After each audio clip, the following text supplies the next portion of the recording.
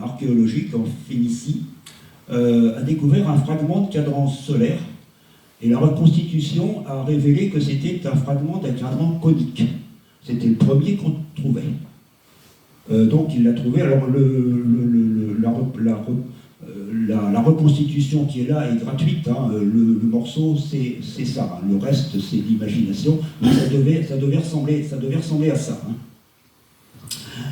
À noter qu'un siècle après, donc vers les années 1970, on a découvert, mais il doit être conservé. Alors le deuxième fragment, je ne sais pas où il est. Donc voilà, donc Ernest Renan a contribué à la connaissance des cadrans solaires grecs et romains, donc en 1860. Mais à l'époque, elles n'avaient pas la même durée. On divisait la journée, parce que ça, ce qu'avaient fait les Égyptiens était resté dans la tête.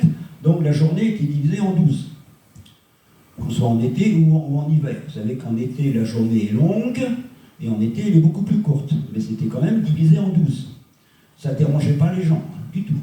Donc il y avait des heures qui avaient une durée plus petite en hiver et plus longue en été. Le cadran de Roscoff, vous devez le connaître. Vous êtes allé à Roscoff, vous ne pouvez pas le rater. Il a été restauré, il a été mal restauré, mais on s'en fiche, c'est pas grave. Le principal, c'est qu'il a restauré. Celui de Lannion, vous pouvez le voir si vous passez à Lannion, hein, beau cadran de 1668. Le cadran du Parlement de Rennes, vous ne pouvez pas le rater non plus, c'est un magnifique cadran, il date de 1650, c'est un magnifique cadran, magnifiquement sculpté. Et on en voit aussi dans d'autres pays. Tracer les lignes horaires, le nom du commanditaire et la date, etc. Celui-ci est dans le Finistère. Là, il y a une partie des instruments de la Passion. Là-haut, vous voyez, il ressemble à celui de Quimper. Celui-là aussi, c'était un beau cadran, plus simple. Et puis celui-ci, c'est entre les deux. C'est un cadran assez décoré quand même. Ça, c'est en latin, ça veut dire « dès que le soleil paraît, pense à ton propre déclin ». Voilà, c'est bien rigolo. Hein. Mais bon, la mort était plus présente à l'époque que maintenant. La vie était courte, il fallait penser à son salut, absolument.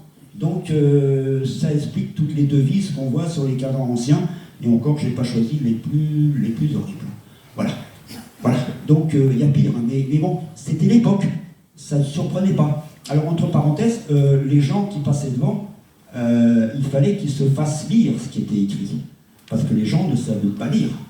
Il ne faut pas oublier ça, hein.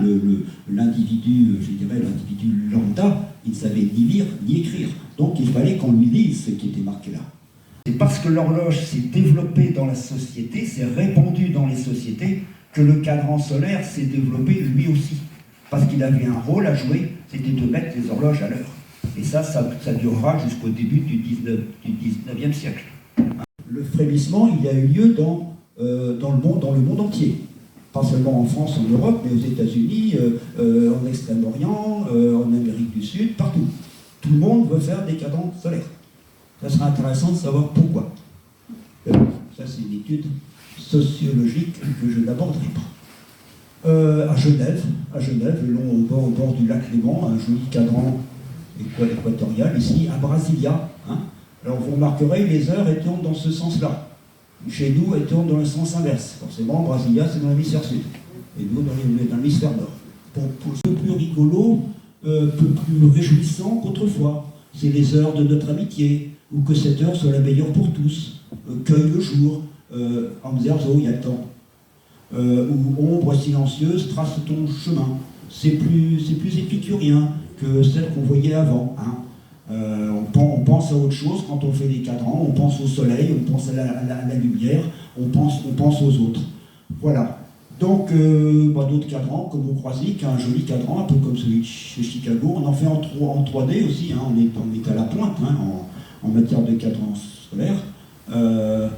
Et puis, il y a un autre type de cadran solaire qu'on commence à se développer depuis quelques temps. C'est des cadrans qui sont dits analymatiques. Pourquoi ? Ça vient du nom d'une ancienne figure qui servait à tracer les cadrans. Alors ça a la forme d'un ovale, avec des plots ou des plots qui dépassent ou des plots au sol. La personne se place sur une dalle centrale et c'est son ombre qui marque l'heure. La lumière du soleil fait un rayon très fin et ça permet de marquer l'heure. Si vous avez des CD chez vous, vous pouvez vous amuser à ça. Alors Monsieur Caron, vous ne le connaissez pas, il n'est pas connu, c'est un monsieur qui est quelque part dans le centre de la France, qui a une imagination phénoménale pour faire des cadrans solaires.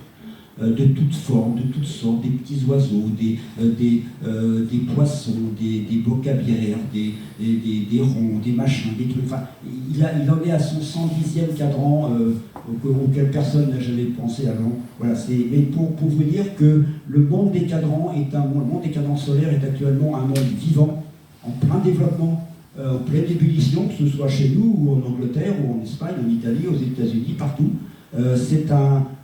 Ça revient, on veut se raccrocher au soleil. Voilà, il y a peut-être des choses à creuser là-dessus, mais moi